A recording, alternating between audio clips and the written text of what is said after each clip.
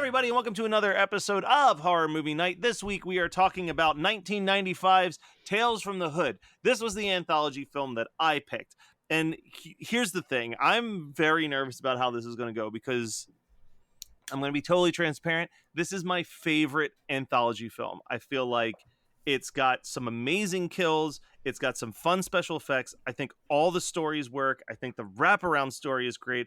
And I think that it is still as socially relevant in 2019 as it was in 1995 when it was released, if not more so. What I'm afraid of is A, that both of my co-hosts will disagree with me, and B, that we're going to have a real hard time being funny about such serious subjects. But I have faith in us, guys. I really, truly do. So how about you just break my heart right now? Let me know if you hated this movie or not.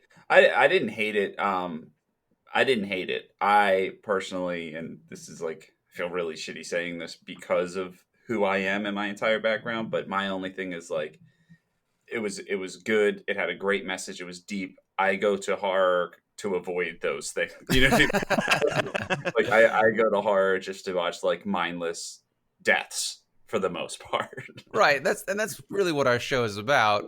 Yeah. But Brian, was this your first watch? In many, many years. I watched it way back when, and at the time I was very young, like in high school, very young. But I remember laughing at Matt's like being like, "Oh, Tales from the Hood it's such a great, explanation of culture and stuff like that." I'm like, "No, it's not." And then I watched it. I was like, "Oh, now that I understand that this is real."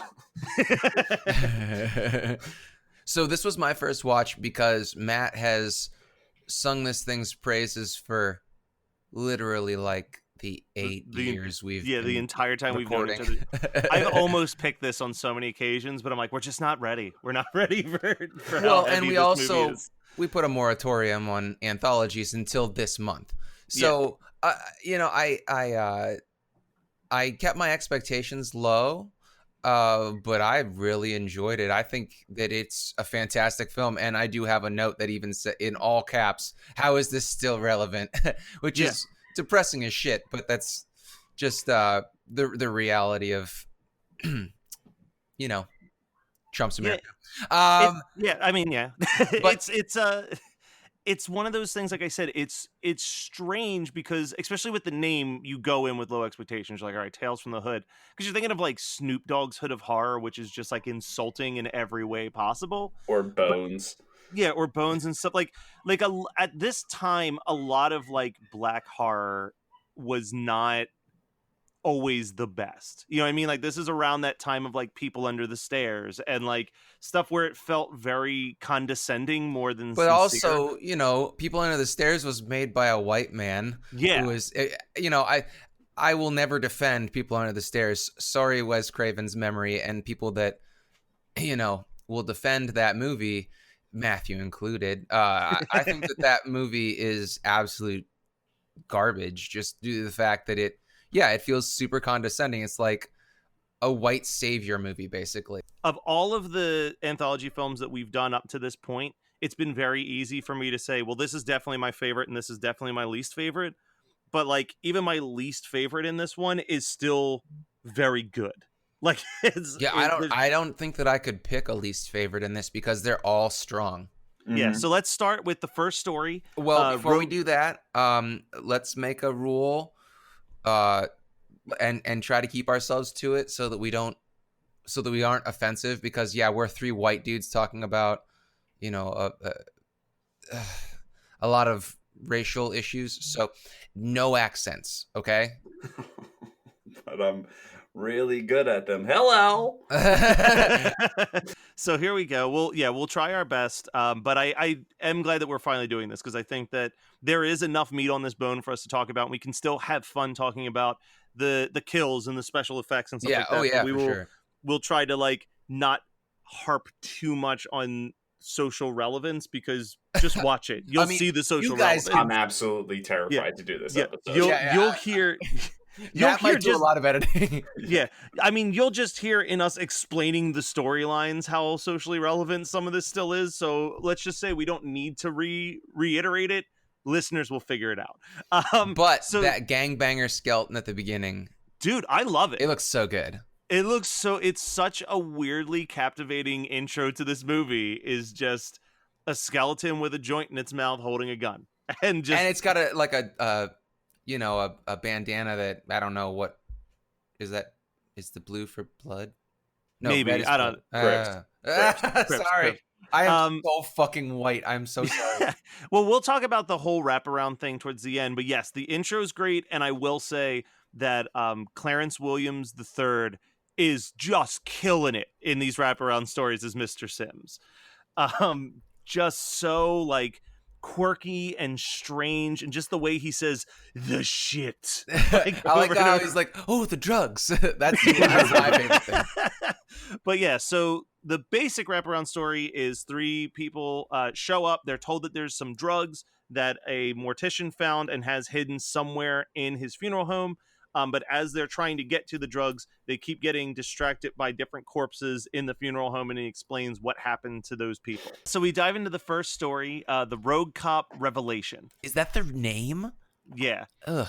Yeah, the names on these are rough. The story starts off with a brand new cop. He's a rookie, and he's riding with three white cops, and they pull over someone for what seems like just like a regular pullover, and then it turns out to be kind of like a fictional version of a Martin Luther King or a Malcolm X, someone who speaks out against a lot of corruption, specifically at this point the corruption of the cops, and while they keep the rookie distracted, the police begin to beat and eventually kill him and make him look like a hypocrite by shooting him up with heroin, so that this guy who was trying to clean up the streets was just as addicted to the drugs on the streets. And then a year later, that person comes back from the dead with the help of the rookie cop and begins to get his vengeance on all of the police that killed him. So a few things jumped out at me when I was watching this. First thing, in one of the only serious things that I'll mention is that the use of very old jazz and basically a slave song while he's being beaten up was haunting. It was absolutely haunting to use that juxtaposition. But I will also say this segment is one of the most socially relevant movies where someone gets their head smashed against a tombstone while a zombie holds his cock. We've been having a lot of zombies pulling on dicks lately. It might be a new favorite trend for me. It's a good trope. But yeah, so the kills in this particular story are fucking fantastic. Like, all three of these cops, when they get killed, it is some gooey, gory, satisfying ends. I think that my favorite is the syringe. Yeah. Oh my god, it made me cringe really hard. Yeah. So one of the cops gets crucified onto a spray painting of a cross with syringes, and then he has a full body melt as he morphs into the wall. Oh my god, it looks so good. I don't think that the body melt looks great. Maybe I'm just I'm still remembering how good the body melt from Necronomicon was, but I think that it's effective.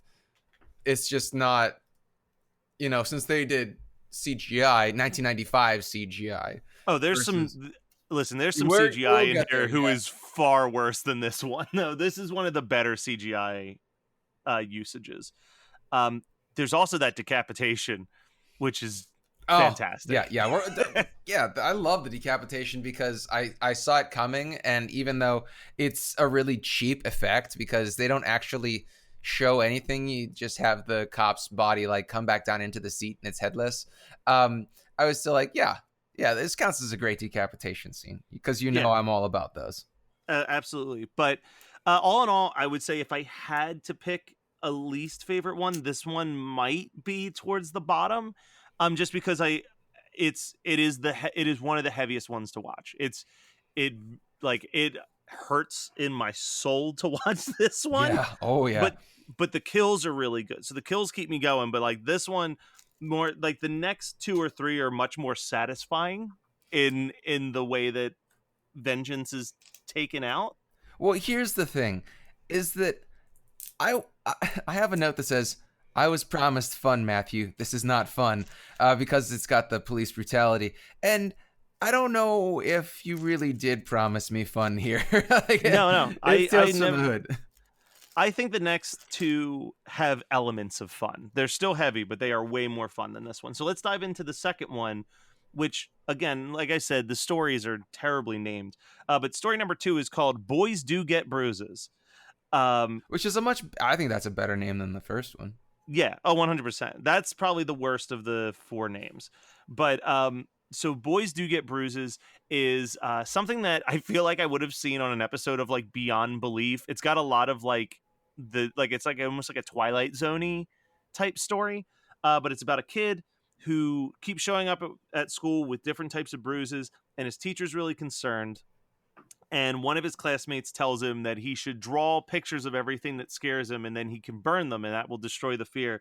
And there's a part that makes me genuinely laugh where the teacher's looking at all the photos, and it's a bunch of monsters, and then it's just the one kid who's been bullying him. And it's like just a really weird cartoon drawing of this kid, and he just goes, "Yeah, that's Tyrone." He discovers that he actually has the power to, when he crushes the paper of Tyrone, all of a sudden breaking bones. Ambulance pulls up, and Tyrone has every bone in his body broken. And that's where we have one of the worst actors in the movie, which is the teacher explaining to the main teacher what happened. Yeah. He's like, Matt, look, I can't change how the line was delivered, dude. He just said it very direct, and like his delivery was loud and paced out weirdly, as if he was reading something verbatim that was written for him. The only thing that really bothered me about this segment, and I know it's horror, but listen, if you're gonna do a horror, you're gonna make it relevant and have this raw, real feeling to it. If you are a teacher and you see a kid has bruises, and you go up and this kid's really badly bruised, and you're like, "Billy, what happened?" And he's like, "A monster did it." You can't just go, "All right, well, if you want to be honest, you know where to find me," and then leave. You know what I mean? Investigate that. I mean, he eventually does. Eventually. Yeah, he definitely like has a more hands-off approach than you would expect. Yeah, it's weird. So then you find out that the monster is actually his not stepfather, his mom's boyfriend. His mom's boyfriend. But I do have one question about that, because the mom gets painfully close to so the teacher comes over, he gets shit on by a pigeon, and then and that gets I don't know why, but if I were to get shit on by a pigeon, I would just clean that off of my own jacket, probably not while I'm wearing it. But the mom, the son's mom, the boy's mom, is wiping it off of him, and she gets really close. And it makes you think that she's the monster, but it doesn't make any sense, because she would not. Why would you get that close in proximity and almost kiss your son's teacher when you know that your abusive boyfriend is about to show up? Yeah, it's weird. And their like quote unquote pseudo romance is not really earned at all in this story. It's not even really necessary in this story. Oh yeah, it's totally unnecessary. But David Alan Grier, who is mostly known for comedy, almost primarily, is fantastic as this just douchebag. You know what I mean? Like, he just walks in, and I think the first thing he says is like, "Why do I have to open my own door?" Like, but it's not his house. It's just this weird, like, with that line alone, you get like this entitlement that he has. Yeah. Like, oh yeah, he's a fucking prick. You get the vibe of him, and like, there's a scene after the teacher leaves where he storms into the kid's room, and I don't know how they did it, unless it was just CGI or that the actor was wearing like makeup for the upper piece, but it's the kid's perspective, and on the wall is the shadow of the monster coming towards him. But as the shot progresses and then the person comes into frame, it's a person. Mm-hmm. And it's like it's such a cool little effect of showing like the kid's perspective versus reality in that one really was continuous the best shot. Part about this whole, I think that the whole setup of the story, it was predictable, but really clever the way that they juxtaposed reality with the kid's reality. Yeah. Then we get into the roughest part of this story, which is the fight, because the fight choreography is a little rough. It's just kind of like I'm gonna move my hand a little bit, and we gotta cut because we don't know how to do like the throw punches. So let's just cut as quickly and awkwardly as possible to like not show that we don't know how to choreograph a fight properly. But it leads to my favorite ending of the stories personally, which is that they just start twisting up the paper, and it looks so silly, but it still kind of works for me. Just the I way loved that it. like the arms are bending and his whole Yeah. body's twisting. And I always love like it's very much the Black Knight in Monty Python the Holy Grail when he's missing all of his arms but he still wants to fight, where David Alan Grier is just a giant pile of broken bones holding a frying pan, and he goes, "This shit ain't over, bitch." and it's I love it. And then they set him on fire, and I guess they run away. Apparently on television, and this is really, really weird, if they air, whenever they would air this on TV and it was edited for TV, for some reason they couldn't show the charred up body in the casket. Oh, in the casket. So they just put the little boy in the casket. What? And it's like, that doesn't make sense. And that's super depressing. Yeah. Like, Yeah. this is the most hopeful of all four stories. And you just ended it on like the saddest possible thing. It's like they burned up the monster and then the boy just died unexpectedly. Yeah. Like, that one didn't. You can even do the teacher. Like, you could do anybody except the little boy. Yeah. It doesn't make a lick of sense. But not a lick. Not a lick. That line that you loved and the other teacher saying, I see it. It's, "Boy must have had weak bones." Yeah, he's just like, I've never seen anyone fall down the stairs and break both their arms and legs. Yeah, like it's just not. Yeah, he's not a good actor, but he's there to deliver 2 lines. He did his job.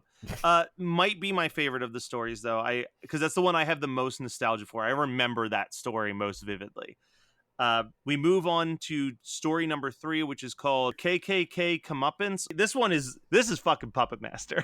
Yes, I actually have a line that says, "What Puppet Master is this?" Yeah, this one I like the most. It was just fun. Yeah, it's a super blatantly racist politician living in a plantation where a lot of terrible things happened to slaves a couple hundred years ago, and people are rightfully upset and protesting, and they keep saying that the dolls are going to get him, and they do.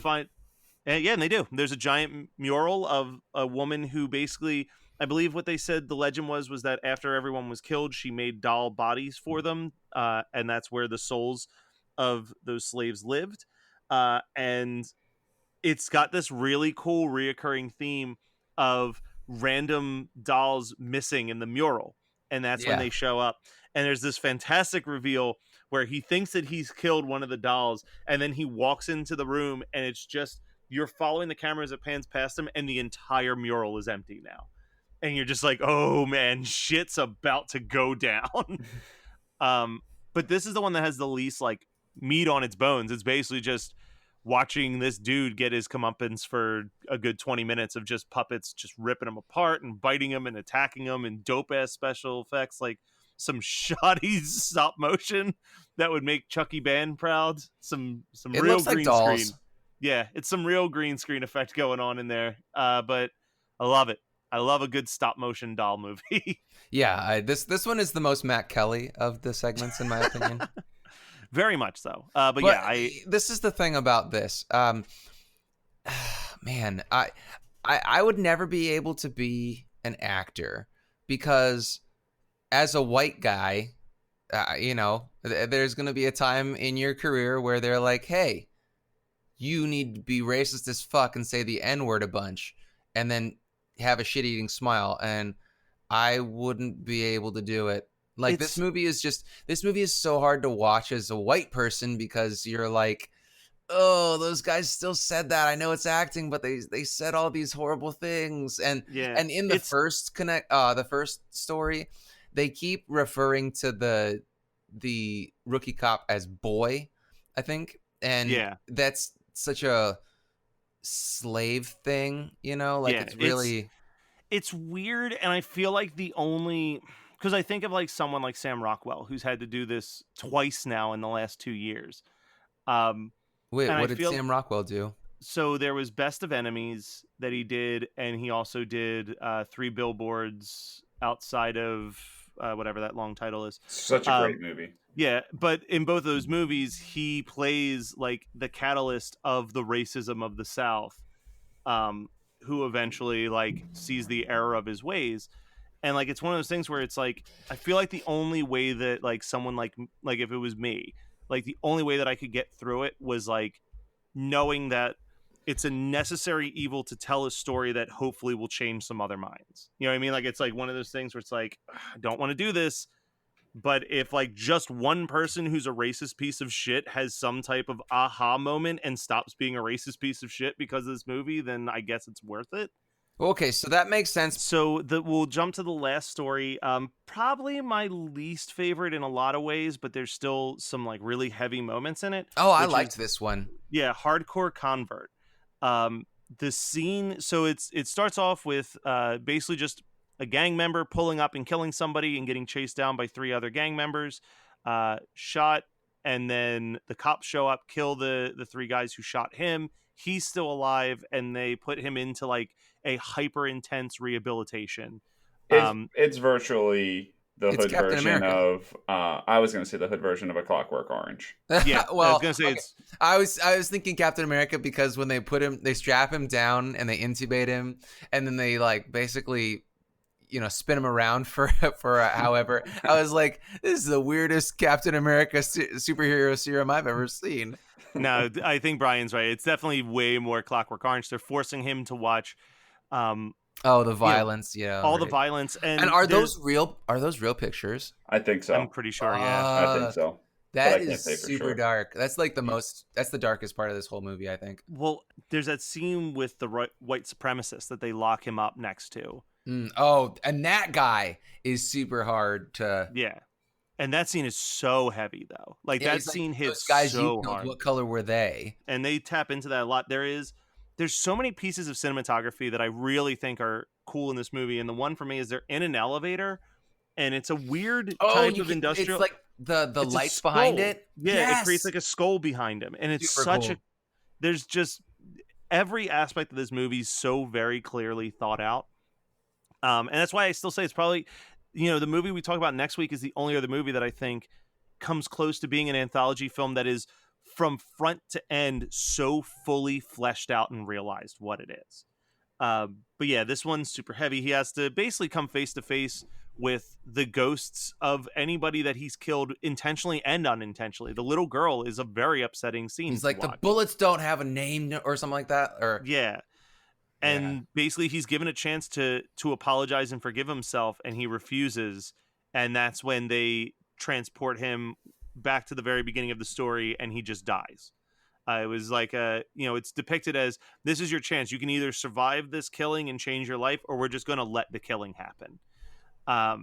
Which again is a very like Black Mirror, Twilight Zone, bleak. Yeah, Tales from the Crypt. Like, it's bleak, it's heavy. And that bleeds right into our wraparound story where the 3 guys that killed him are the 3 guys that are coming in to get the drugs, shit. It's in the coffins. The coffins. And then it's revealed that they did not survive the retaliation from the killings, and that they are now in hell. And this is where some of the worst CGI happens. It's so bad. But I still love the twist. Like, I love... Because, again, it's... This in the hands of literally anybody else would have completely failed, but Clarence Williams III is so over the top. Like, he is that outrageous factor that you need to make this twist work. It's like, welcome to hell, motherfuckers. Like, just like... So it's so good. Second favorite way that someone says welcome to hell in a horror movie, my first favorite, is in Halloween 4 when the chubby security guard opens the door to the asylum and he goes, welcome to hell. Yeah. He goes, he also says, this ain't no funeral home and it ain't the Terror Dome neither. Like, he's just... I'm like looking at IMDb for just some of the quotes, and he just kills it. every time. Like every time I put this movie on and I see him, I'm just like, yep, I remember how much I love his performance in this movie. I hated the ending. Like, I It's like pretty the idea. predictable. I like the idea of the ending. It's just, I'm not charmed by 90s special effects. Oh no, they're Oh, not. no one Listen, is. I'm not saying that they're great. I mean, listen, the acting of these three actors who are just kind of shimmying to represent being burned. Oh, it's so fucking great. Yeah, like it's not well done. Like this is equal to the hell scene in fucking Bill and Ted's Bogus Journey, which was the worst part of Bill and Ted's Bogus Journey. I think that's upsetting to Bill and Ted's Bogus Journey, and I didn't even like rewatching that for Patreon. So, Brian, do you remember a little film that you picked called Killjoy? Yes, that was not charming either. Oh, just remember, because I can't forget that you picked it. Just remember, because we're never forgetting. So, all right. So this is the point in the show where we talk about our double features. So I'll go first since this was my pick. And my double feature is kind of cheating. I tried to avoid other anthology films for my double features, but this one I kind of had to pick, which is 1972's Tales from the Crypt, which has almost a very similar wraparound story. It's a group of people are in a cemetery. They don't know why. They go down into a crypt, and each one of them tells a story.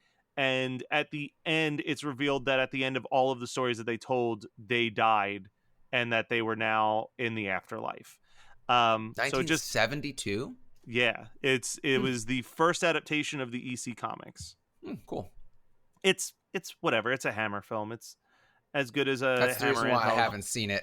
Yeah, it's all right. I probably still wouldn't have seen it had not Scream Factory put that and Vault of Horror on a double disc Blu-ray a couple years ago. And it was like both of them for like $12.99. I was like, all right. You can't say no to that. Yeah, I was like, all right, I'll buy that.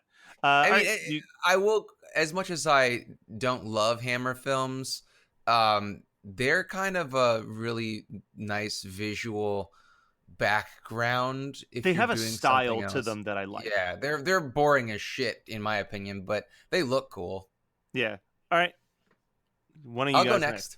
I'm glad that you picked an anthology because I wanted to do something that isn't a regular movie and say a couple of the new Twilight Zone episodes would be a really good call.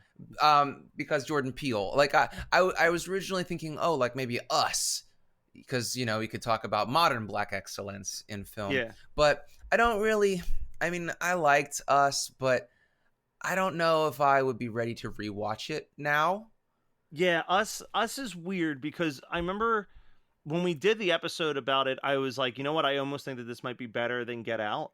No. But I rewatchability wise, I think Get Out has more. But I think that Get Out would be.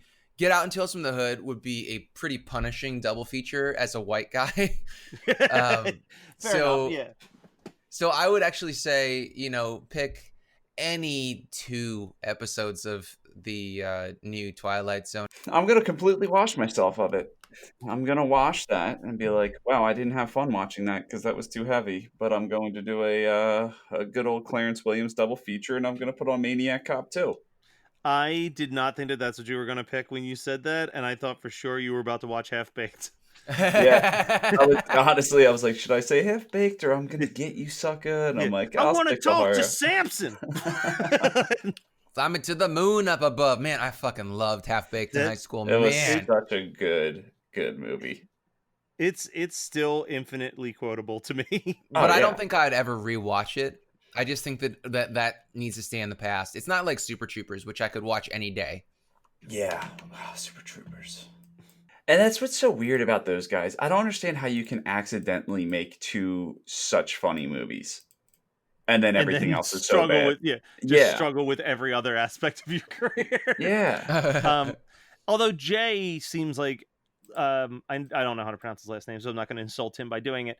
But Jay, like as a director of like TV shows, is really funny. He pops up on a lot of podcasting, is really funny and charming. Like I think that he's the most naturally gifted of that group. But I think that that's also why he's the one that's broken off the most from that group and done his own thing. Yeah. Whereas like all the other guys, it's very rare that you see any of those other guys do a movie where at least one of the other people from their crew is with them. Like I think they rely a lot on each other, where Jay can actually just be his own entity.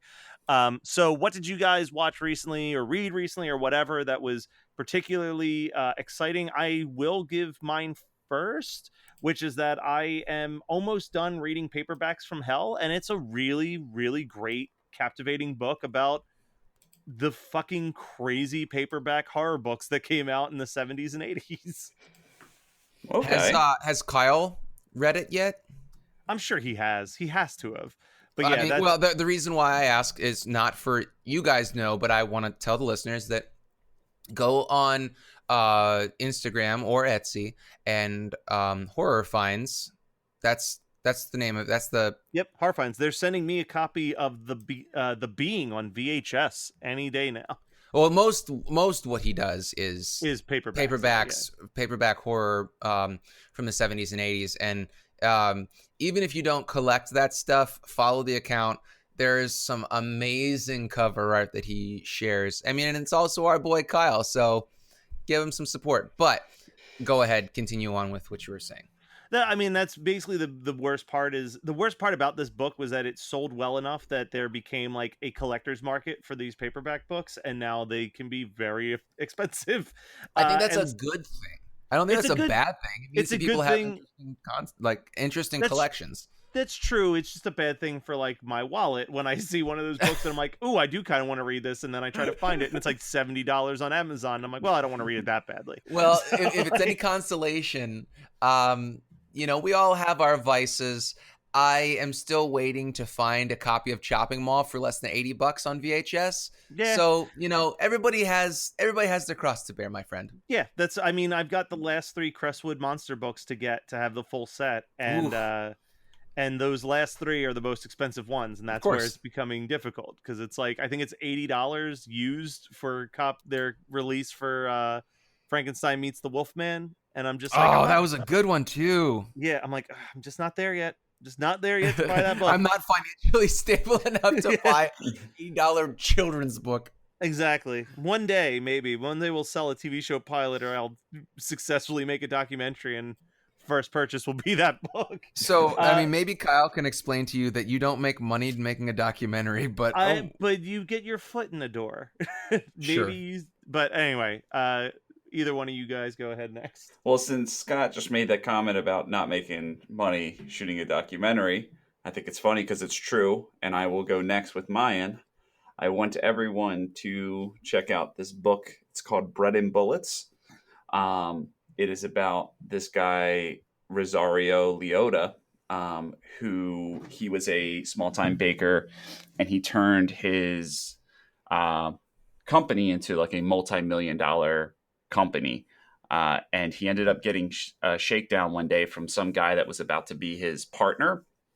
And he shot him and killed him. And this was right before Florida passed the stand your ground law. So he served 15 years in prison. Damn. And when it came out, like, it was kind of like, you just shot this guy, blah, blah, blah. No one really believed the fact that this guy, that he feared for his life. It turned out that this guy was a mob hitman that recently killed another big business owner. And he was connected to the, I think, Gambino crime family. Why I'm telling you this and why I want you to read it is this guy owns a pizza shop that I go to. We just had a conversation. This came out. He gave me his book, and I'm shooting a piece on it next month. Awesome. Yeah, I'm super excited for it. Nice. So, yeah. I hate the fact that both you motherfuckers are like, these are the books that I am currently, interested in telling our listeners about. And I'm like, guys, I watched Satanic Panic and I loved it. I am a college educated adult man, and I never talk about anything literary, and I feel like a dumb shit for it. I don't You do talk really about literary read. things sometimes. You read comic books. Yeah, you read. Oh, that makes it better. You read more than I do. I read this just because it's a job Because you for got him. some beats. Exactly. I need to know like what direction I want to go, so I want all the details to be like, okay, focus on this, talk about this, get shots of this. But that's awesome. I think that that's super cool that you're doing research for a passion project. But I'm just like, yeah, I watched a horror movie and I really enjoyed it. But I do like that. I didn't even think about this until Scott pointed it out. We made fun of Brian so badly for how much he needed a Beats when he was in Jersey, but a Beats got him a job. So. Well, a job pays. That's why I said passion project. I know. Yeah. All right. Well, that is Tales from the Hood. I think that we did a decent enough job trying to get through something without more it being serious. Offensive. Yeah. Let's not try to do it again anytime soon, but I'm glad that we did it. And we will be back with our last anthology film. And we promise Halloween. that we will make you laugh. We will make you laugh and chuckle and all types of other things that happen when you listen to our show, hopefully. All right, bye.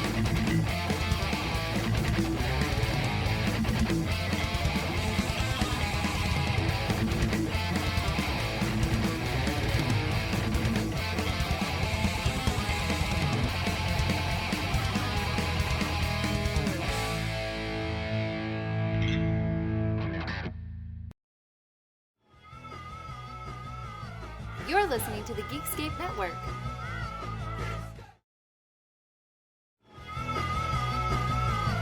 You're listening to the Geekscape Network.